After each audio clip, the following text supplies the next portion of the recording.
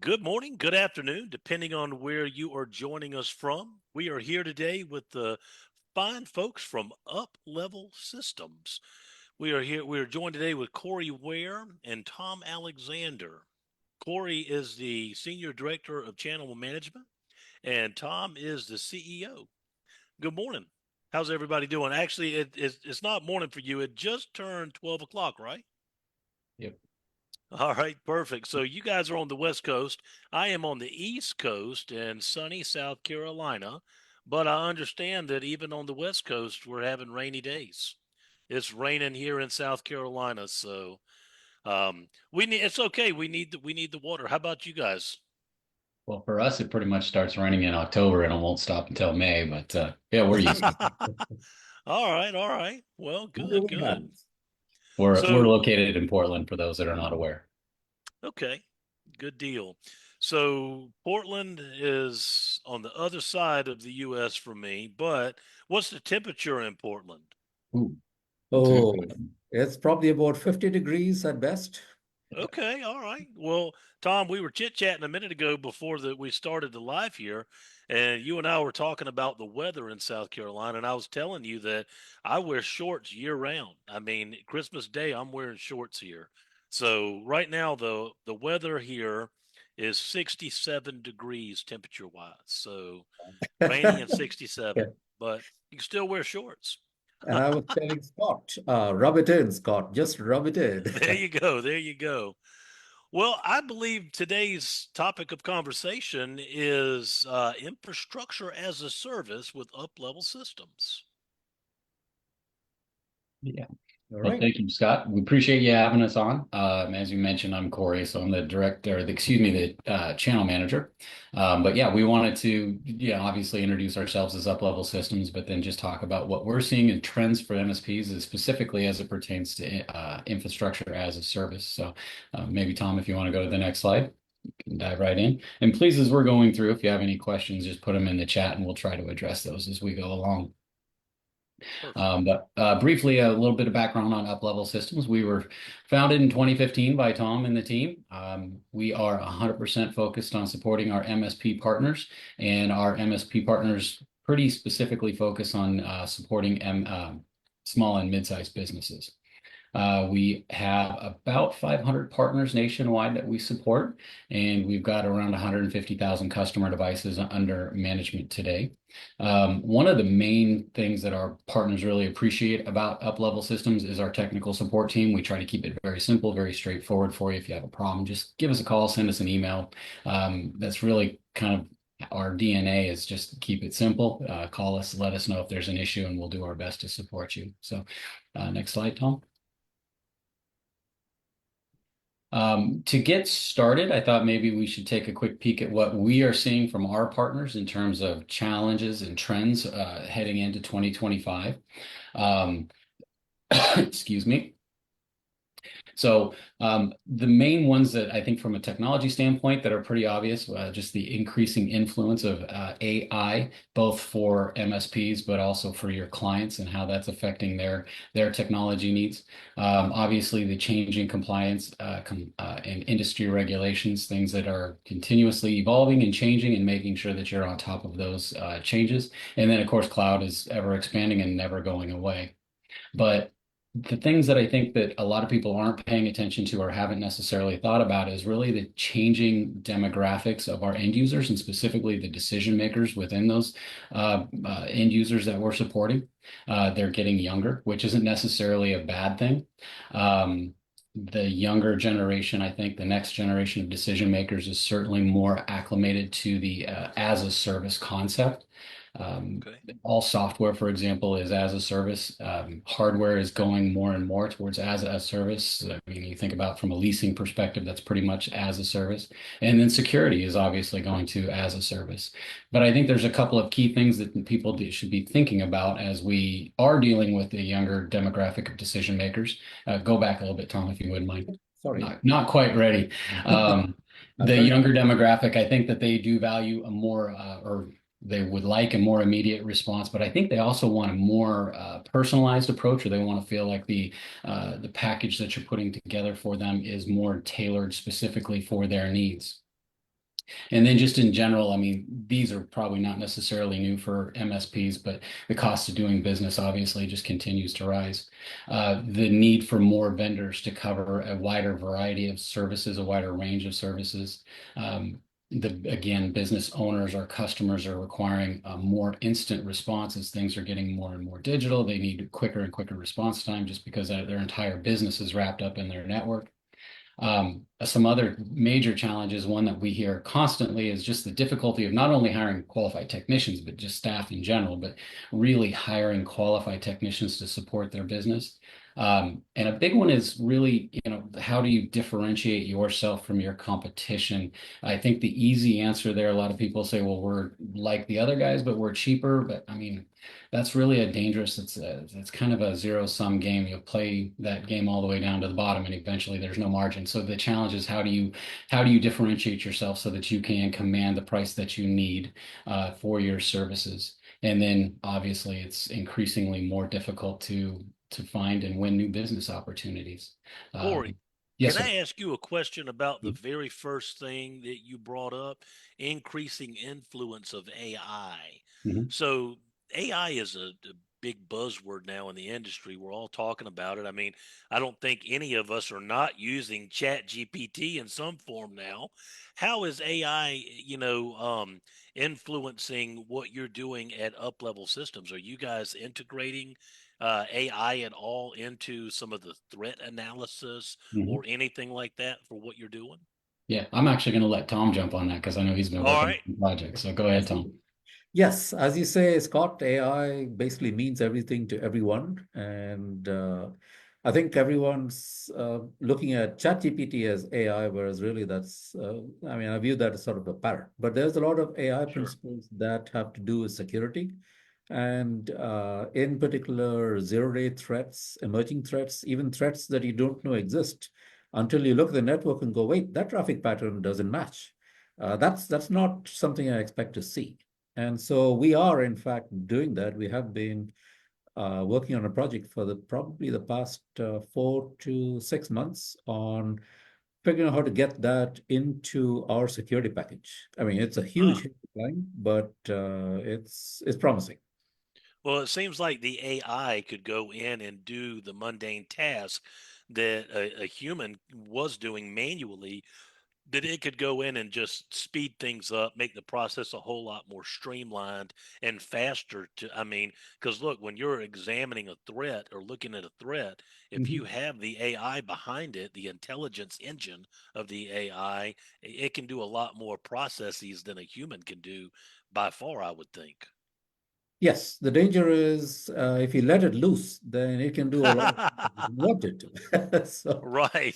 I mean, our engineers use like three different AI tools routinely in their daily work. I mean, just it's good at churning out little bits of code that is sheer grunt work.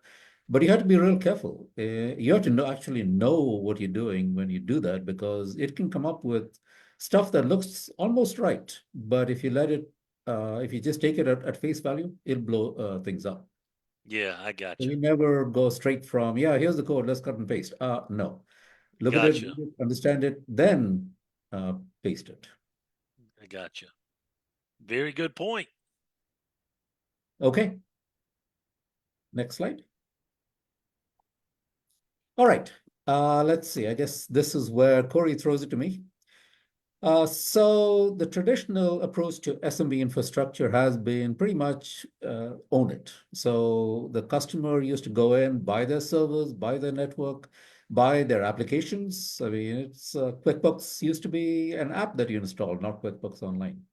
You pay for everything up front. The MSPs usually make recommendations, but we see a whole lot of partners that tell us that sometimes the customer just goes off and buys stuff on Best Buy, installs or and has a pile of boxes in the front lobby and says, "Okay, now I bought all this stuff. You need to install it." Like what? You would say. So yeah, so they frequently face very poor customer buying decisions. And one of the things that also happens is that you get this mix of equipment. So frequently you end up with a switch from brand X and a router from brand Y and some server from brand Z. And making it all work is really bad.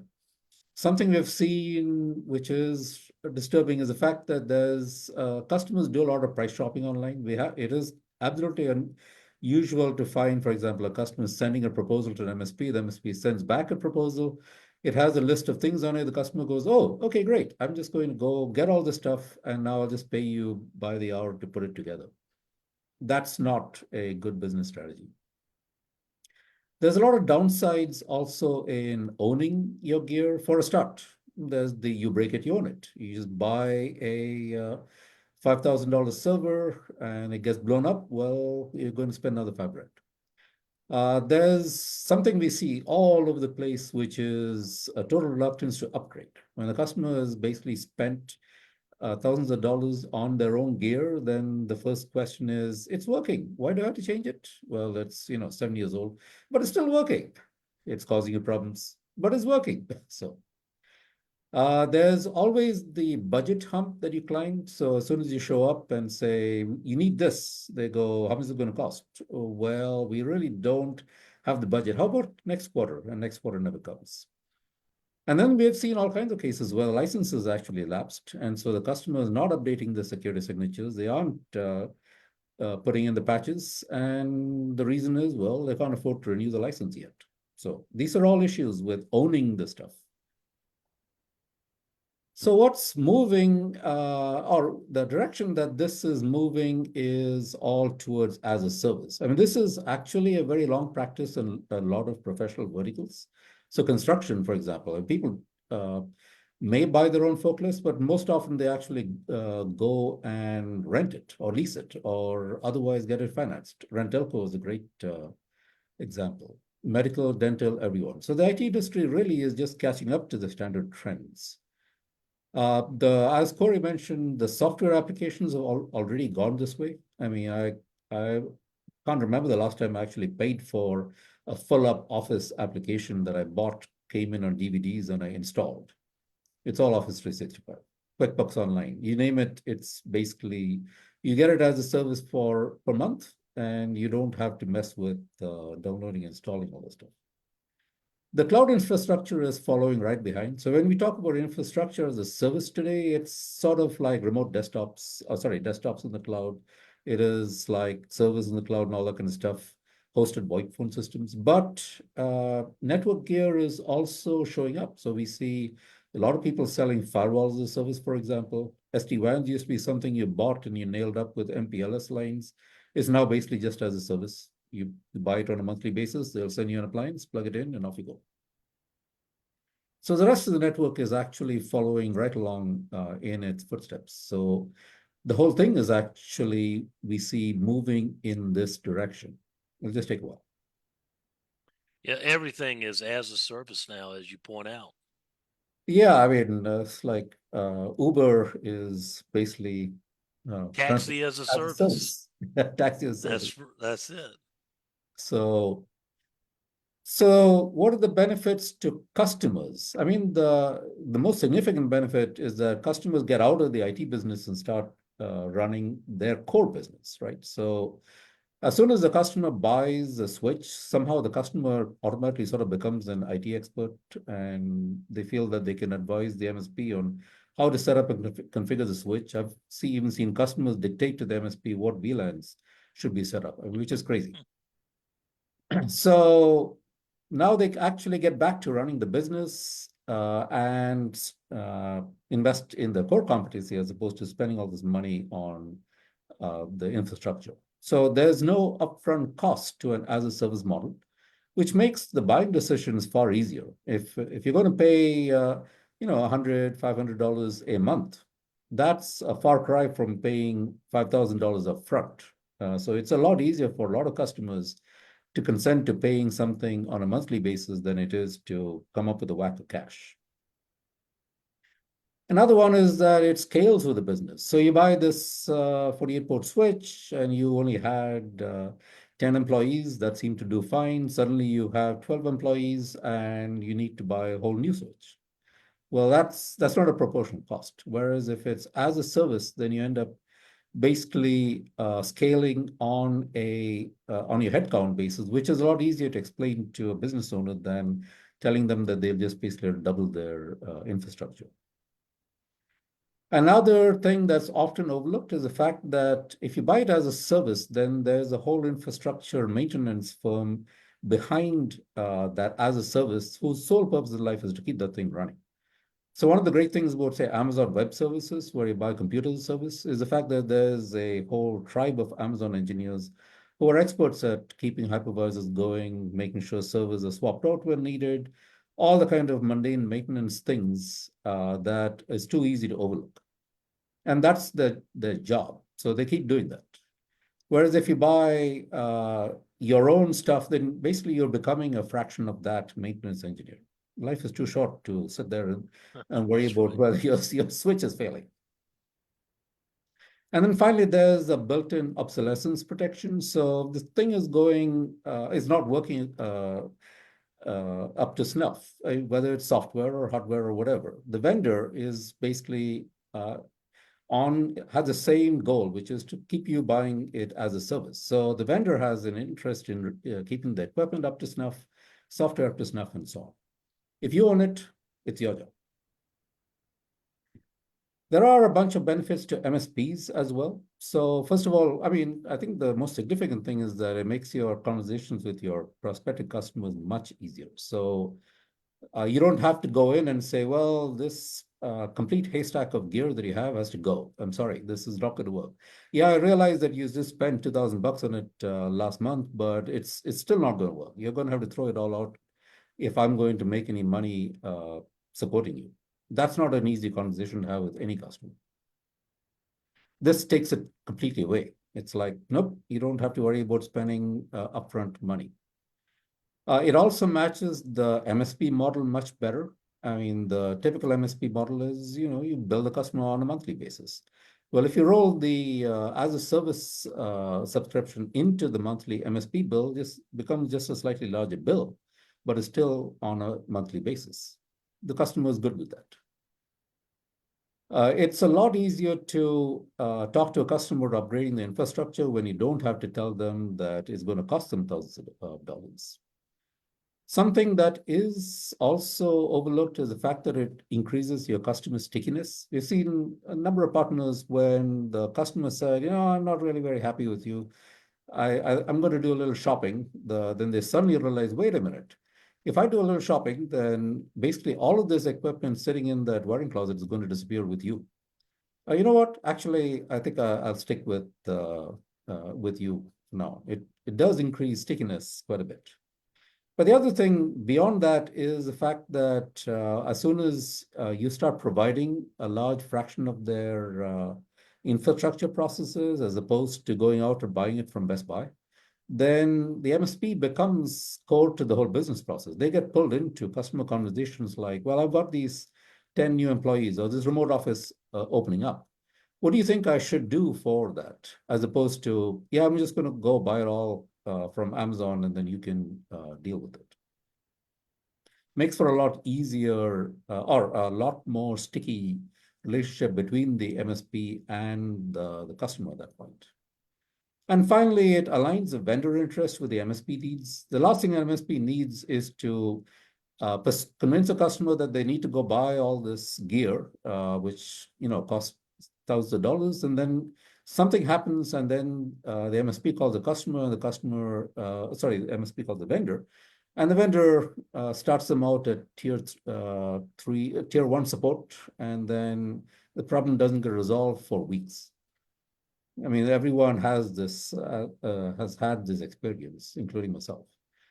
If it's as a service, then there's an immediate need to fix it because as a service can be canceled. No vendor wants to see as a service going away. So the vendor has an alignment with the MSP to provide the customer with the best support. So nobody considers canceling the subscription. Yep. Everybody's got a vested interest. Exactly. You need to align it all in the same direction. If it's someone who sold you the gear has basically said, okay, I'm done. You got it. You can buy my service contract if you want, but if you don't, then you're on your own. You'll see the warranty over here. There's no alignment from the vendor to the customer. Then it becomes basically the MSP's problem to keep this thing going. This keeps the vendor on your side. All right. So at this point, I'll turn it over to Corey and to do a wrap up and segue over to the up-level side of things. All right. Excuse me. So yeah, I mean, as Tom had pointed out, there's obviously some different approaches to going to market from the infrastructure as a service versus the traditional purchase model, and there's pros and cons to both sides. But when you look at infrastructure as a service, some of the advantages that you can pass on to your customers are really the better use of their capital. In other words, they can keep the thousands of dollars that they would have to spend on new network equipment and budget a few bucks per month, but keep that cash on hand in case the next big project comes along or some unforeseen issues or something like that. So they have that money available as they need it. Tom had also mentioned, let me find my note, reluctance to upgrade. So technology upgrades, it's really not an issue. The licenses are taken care of by the vendor in an as a service environment. And then if they do need to upgrade their gear because of some technology changes, it may be the same cost or it may just be a few dollars more. So it really eliminates that objection from your customer. And then flexibility, again, if their business needs change, if they grow, if they, add, maybe they acquire new businesses or add a new product division, whatever the case may be, it's as simple as adding a new switch or some access points, or maybe even getting the next step up in a gateway, but they don't have to spend thousands of dollars on it and throw the old one away. It's a matter of, hey, I need the bigger one. We'll send it to you. You send the other one back, and it really only affects their monthly service charge. It doesn't change anything else. Another thing is it eliminates all of those hidden fees and things that maybe people overlook. So there should be no invoices along the way for maybe the equipment fails, maybe there's some sort of annual license renewals. Those things are all built in. They don't have to pay for service contracts. Everything should be baked into that contract, and everything should be taken care of on their monthly fees. But some big things to take advantage of and to think about when you're talking to customers about as a service compared to the traditional purchase model. And of course, they should always visit their CPA with some of these things. But with as a service, it's an operational expense or an OpEx expense, meaning they can expense those things on a month-to-month basis versus a capital expense where they have to lay the cash out up front and then they depreciate it over the life of the equipment. So it gives you, again, that advantage of those expenses over the course of the month from a tax perspective.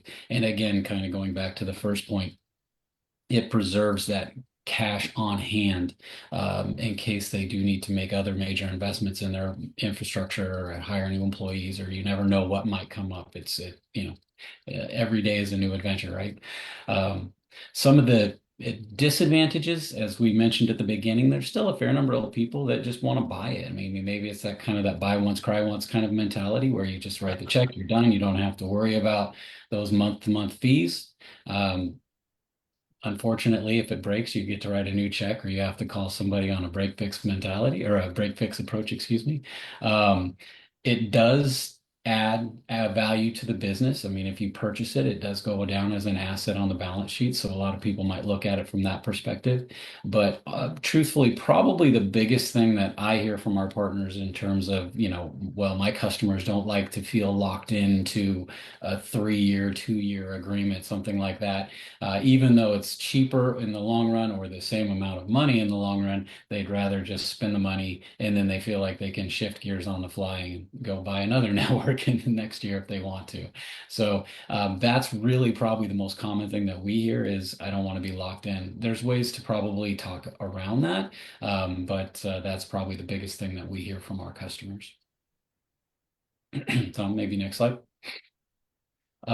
So looking at the infrastructure as a service from an up-level perspective, we try to provide a solution for our customers, for our MSP partners, that's going to really incorporate the entire network from, the gateway, fully PoE switches, fully PoE powered switches, a wide variety of access points. We offer an Active Directory tool that can be resident on the gateway itself. So maybe your customer's got either an aging server or they need to add the Active Directory to their to their capabilities, but they don't want to buy the networking equipment that they need to, that kind of thing, we can put that on there and it's just another monthly fee. And then we've got a host of other services that can be added, such as VPNs, cloud backup, remote management, SD-WAN. And I mean, that's something that we're continuously adding capability and services to that list. The big thing though is there's no upfront equipment cost. They don't have to purchase anything. They don't have to make a down payment, so to speak. It's just you go in, you give them exactly what they need when they need it. And there's only a small just setup fee, if you will, for the account. But after that, it gives you the flexibility, as Tom mentioned. It scales with the business needs. So again, if they grow, we can add to it, we can upgrade it, that kind of thing. Or even in reverse, if they maybe are no longer needing that section of the warehouse, they can take those APs out, maybe get a smaller switch and start cutting some of those costs. So they don't really have to worry about it. The other thing that we see is sometimes people they have one set of needs today, but 2 years from now they're planning on being twice as big. What do I buy? Do I buy the small one for today? Do I overbuy and hope that it's going to work in 2 years, that kind of thing? So you just get them exactly what they need. And if it changes, if their needs change, then we'll change them out. The other thing we try to do is we really protect our partners and the information so the prices are not all over Reddit, as Tom likes to say. Terms and conditions are protected. Tom had mentioned earlier about, somebody might give a customer a proposal and then they can go down the street and shop it.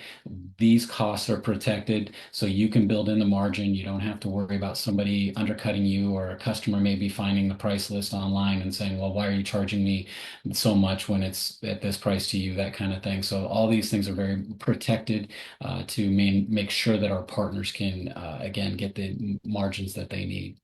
But our concept is to build a program for our partners that's very MSP friendly. Tech support is a very big part, as I mentioned at the very beginning of this. It's an important part of what we do. We want to be responsive, and we'll be there as you need us and how you need us. We don't make it hard for you to get a hold of us. Just pick up the phone, let us know. Nobody answers, call me. I won't help you, but I'll find somebody that will. Um, Custom configurations, we call them support specials. So if you have a special need that's maybe not an out of the box type of need for us, we can usually accommodate that. And then, flexibility with dealing with your customers. If there's some unique situation that we need to talk about, we can be nimble and usually figure something out there as well. And then in the rare event that maybe that customer needs to contract, or if that contract, excuse me, needs to be transferred, maybe that customer is no longer going to do business with you, we can usually roll that over to a new customer with you and just let them live out the life of that contract. Tom, next slide, please. Thank you. Some additional benefits of the as a service concept with Uplevel. When you work with us, we can be as involved as you want us to be in the entire process from the beginning to the end. We've literally had customers provide us with, and when I say customers, I'm referring to MSP partners that give us like a back of the napkin sketch of a building and say, hey, how do I lay this out? And Tom will usually get the address and you'll go do a screenshot and get the dimensions as close as we can, but we can help you. And again, I say we, this is Tom, help you find where to put the access points, how many you need, how many switches, that kind of thing. We can help you with building a presentation and all the way up to assisting through the deployment process. Obviously, we're not necessarily feet on the street there, but we can do the configuration and walk you through that from afar. Again, excuse me, flexibility. When your customers sign up with you, they're locked into a price point with us. So even if we change prices 2 years, if there's some sort of a price contract down the road, the customer's locked into where they are today. So they can make these changes. They can add equipment, they can, upgrade, downgrade, whatever, and they don't, it's not like they're going to get some major spike in pricing just because they make a change 2 years down the road. And again, I talked about this before. There's no surprises. You're not going to get a random bill for, oh, time to do the license. Here's your bill. Or there's, you made a service call. Here's a bill. You broke something. Here's a bill. It's all baked in. We want to make sure that your customers are up and running and everything's operating the way that you expect it to, because hopefully you can go get more customers and we're all winning at that point. Always up to date is a big thing. Again, Tom had mentioned previously about the reluctance to upgrade. Another important part of that is the equipment's there, it's working. And why do I want to make any changes? Well, if you have a customer that's on a set of gear for 3 years and they want to renew with you, but they don't want to make any changes, we can even give you the same set of gear. Just make sure that it's fresh and you don't have to worry about it failing, a year or so into it, and then you have to replace it in an emergency situation as opposed to being proactive about it. And then if you have a customer that just wants to, renew with you, but they want a fresh gateway in there, or whatever, we can supply that at the same time. I mean, we're as flexible as you need us to be. Um, Again, one of our goals is to be able to provide enterprise class solutions, give your small business customers the robust hardware that they need without having to make the investment in it, buying that equipment that they probably can't afford. And the solution for many small businesses, as Tom mentioned before, is probably going to Best Buy or some box store and buying something off the shelf that's intended to go in somebody's home, not necessarily intended to support a business. So with Uplevel and the concept that we have, they can put in the gear that they need that's going to be robust and secure and it's going to support their business, and they don't have to write those big checks for it. And another thing that we haven't really talked about is we do offer a 24-hour replacement guarantee. So, I mean, we just talked before we got on it with everybody. The hurricanes hit Florida. We had a couple of gateways that were submerged in water for a variety of reasons. So, to give us a call, we'll provision a new set of gear and we'll get it out to you as soon as next day or whenever the power's back on, you'll be ready to plug in the gateway and back up and running. So, Tom? So, that's pretty much everything we had for today. Again, our real goal is to be able to just provide for MSPs a very simple, robust, secure solution. We want to help MSPs grow. We provide a platform that's great for small business owners to be able to operate their business with limited resources. A lot of our partners utilize us as an extension of their tech support team. So it hopefully helps you go grow your business and manage it from a day-to-day operation and not have to worry about the network on the back end. So Tom, did you have anything else to add, or Scott, any further questions? Nope, I, turning it over. I don't Sorry. have any questions, but I do want to just comment on everything. I have personally been an Uplevel partner now for going on 3 years. I've Mhm. been through a system refresh, and I just have to hand it to you guys with the tech support because I actually got our NFR unit for our MSP it got shipped to me on a Friday afternoon. So I mean, I think you guys shipped it probably on Wednesday or Thursday, but it hit my facility and hands late Friday. And I just want to say thank you, Tom, because you were available on a Friday at the end of a day. I want to say it was 6, 7, 8 o'clock at night, my time. Of course, it was not as late for you because you're on the West Coast, Mhm. but that support was there. You walked me through some things and got me up and running, and that was just amazing. So I'd just like to personally comment and say Uplevel's a great partner, and I can attest to that firsthand. So Well, thank you, Scott. sounds good. Well, guys, thank you so much for your time. I'm going to go ahead and close on that note. And if anybody has any questions about Uplevel, reach out to myself, reach out to Tom or the team, Corey. Be happy to answer anything. And if you do reach out to Uplevel Systems, let them know that you got their name and number from this IT Business Owners Group live stream event. So That'd be thank good. you, guys. I hope you all enjoy the rest of your day. Thank you. Have a All great day, right. everyone. See Thanks. ya. Bye bye. See you.